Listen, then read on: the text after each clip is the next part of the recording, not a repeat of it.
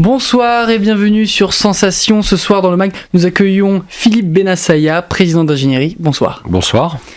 Vous êtes depuis le 8 novembre 2017 président d'Ingénierie. Alors Ingénierie, c'est quoi ?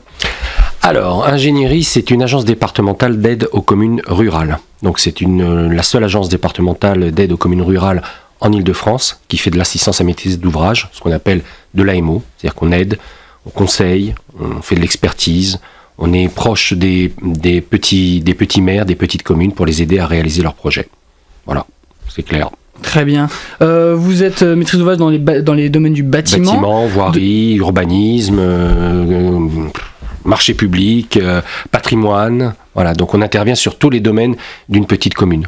Et quel domaine est le plus souvent utilisé ? En général, c'est le bâtiment.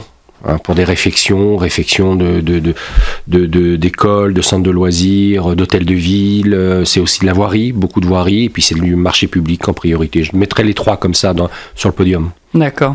Toutes les communes ne peuvent pas bénéficier de cette assistance. Elles doivent remplir au moins 2 conditions, lesquelles ? Alors, on va essayer d'être clair. Tout ce qui est en zone rurale, le département des Yvelines, c'est de la ruralité, et puis c'est de l'urbanisme. Tout ce qui est en zone rurale, on prend. Toutes les communes en zone rurale, de ce qu'on appelle des territoires d'action départementale, les TAD, qui sont un peu partout dans les Yvelines. Tout ce qui est en zone rurale, on prend. Tout ce qui est en zone urbaine, parce qu'il y a aussi des petites communes en zone urbaine, on prend ces communes de moins de 2000 habitants. Voilà. Par exemple, dans mon canton départemental, je suis élu d'un canton, le canton de Bois d'Arcy.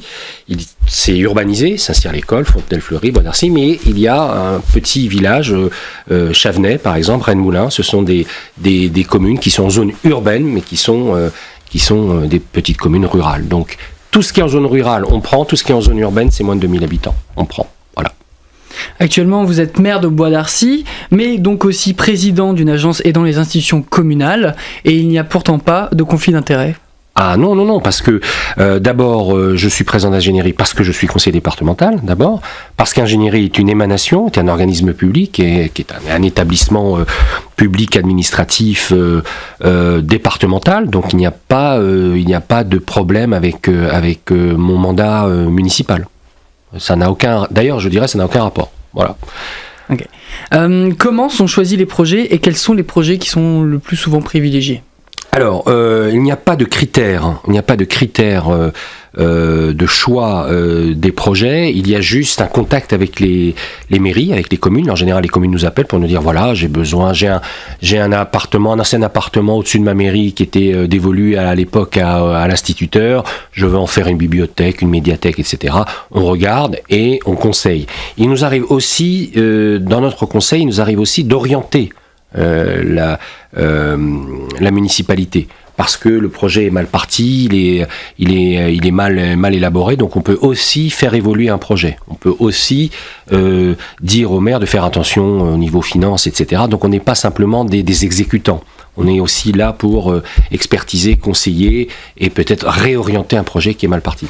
Il y a de nombreuses collectivités qui ont ce genre de soucis et vous en font part ? Oui, vous savez, nous on gère, il y a plus de 168 communes adhérentes à Ingénierie. Donc sur les 168, vous avez plus de 380 projets en cours.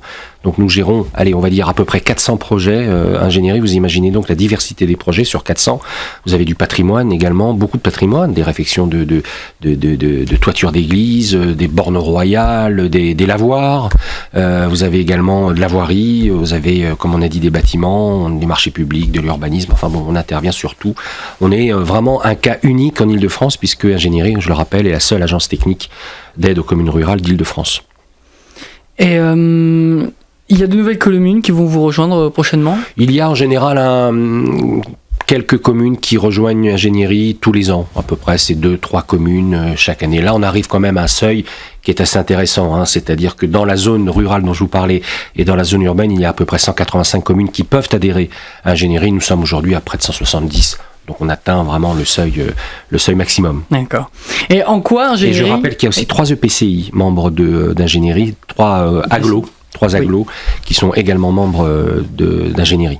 Et en quoi Ingénierie est vraiment indispensable surtout dans les Yvelines ? Je vais vous donner un exemple très clair. vous avez des petites communes de 200 ou 300 habitants dont le budget municipal est de 200 000 euros par an. Et lorsqu'ils doivent faire une réflexion d'un projet, c'est 500 000 euros. Comment ils font ? Ils vont pas engager tout leur budget pour refaire la salle municipale ou l'hôtel de ville ou alors le lavoir. Donc ils se tournent vers le département, puisque ingénierie a été créée en 2014 par le président du département, Pierre Bédier.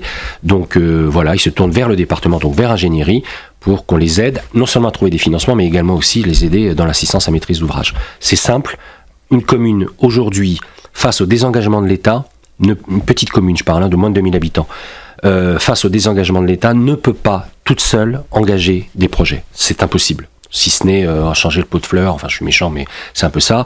S'ils veulent faire quelque chose de plus ambitieux, ils doivent se tourner vers les aides régionales, la Fondation du patrimoine, le département, les agglomérations bien sûr. Voilà. Donc aujourd'hui, les financements sont croisés pour pouvoir aider la ruralité. La ruralité, c'est très important en Yvelines. C'est les 3/4 du territoire. Donc, et en défendant la ruralité yvelinoise, on défend aussi nos territoires, nos terroirs et un peu la France, quoi.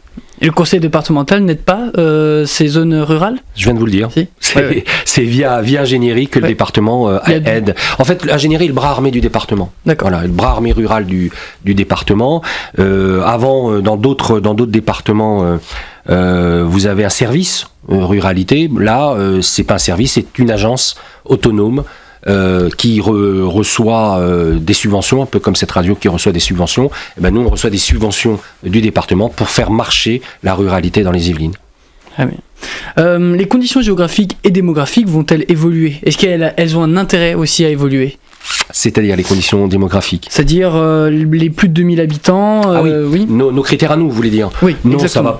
ça va pas évoluer. On va continuer à aider toutes les communes rurales des Yvelines, et on va continuer à aider les communes de moins de 2000 habitants qui sont en zone urbaine. Donc ça, c'est vraiment notre credo. On ne bougera pas. On va peut-être dans l'avenir faire rentrer quelques agglomérations de plus, des communautés de communes, 2 ou 3 villes peut-être l'année prochaine, et voilà, mais on aura atteint notre seuil critique, comme je vous l'ai dit, puisqu'après, après on peut pas pousser les frontières du département. Il y a d'autres initiatives comme cela qui existent un peu partout en France, ou vous êtes vraiment la seule ? Non, c'est la seule en Ile-de-France, comme je vous le disais, c'est vraiment la seule. On est la seule agence technique départementale d'aide aux communes rurales en Ile-de-France. C'est vraiment une idée très originale, très unique. C'est quelque chose qui marche très très bien. Il y a à peu près 17 salariés à ingénierie qui viennent très souvent du département d'ailleurs. Nous avons notre subvention départementale, bien sûr les cotisations des adhérents. Voilà, donc ça marche très très bien. J'espère que ça fera des petits un peu partout en France, parce que face, comme je vous le disais, au désengagement de l'État, il va bien falloir trouver des solutions pour aider nos communes. Et surtout en ce moment. Qu'est-ce qui empêche aujourd'hui les différents conseils départementaux à faire comme je ne sais pas. Je vous conseille de les interroger, de les interviewer. Nous, Pierre Bédier a eu cette idée honnêtement géniale, qui fait qu'aujourd'hui, on a cette agence technique qui fonctionne depuis 2014, qui a été présidée par Alain Schmitt avant moi, qui est sénateur aujourd'hui. Donc voilà, c'est quelque chose qui marche très très bien. C'est autonome. On vient de faire intégrer dans l'ingénierie les services du patrimoine du département. Donc progressivement, le département nous confie tout ce qui est patrimoine et ruralité, et on s'en occupe directement avec les communes. C'est pas plus mal, parce que si c'était le département directement qui s'occupait de ça, on tomberait dans l'administration départementale, dans les services, dans les organigrammes, etc. Alors que là, que fait le maire ? Le maire, quand il a un problème, il prend son téléphone, il nous appelle directement. Très bien. Et aujourd'hui, les communes, elles en pensent quoi ? Elles sont satisfaites ? Oui, globalement satisfaites. Il y a toujours un peu d'attente, il y a toujours un peu d'impatience, parce que souvent les projets sont longs. D'abord, il faut trouver les financements, puisque la commune doit aussi trouver ses financements. Donc ça peut être long, mais globalement, on est repéré, on est repérable. Les communes et les maires des petites communes connaissent très très bien les salariés qui interviennent pour ingénierie sur le terrain. On est devenu un petit peu, comme je le dis souvent, un peu le SAMU rural du département, quoi. Voilà, on intervient quand il y a une urgence. On débloque des fonds, les contrats ruraux, les fonds d'urgence. Il y a un mur qui s'effondre dans une commune, et je me retourne moi vers le département et vers l'assemblée départementale pour faire voter un fonds de soutien d'urgence. Voilà, on se bat. on se bat pour faire réussir non seulement notre département, mais pour aussi sauver nos petites communes. Philippe Benassaya, je rappelle que vous êtes le président d'Ingénierie. Merci d'être venu dans le MAG. Vous trouverez toutes les informations concernant Ingénierie ainsi que le podcast de cette émission sur notre site et notre application Radio Sensation. Merci à vous.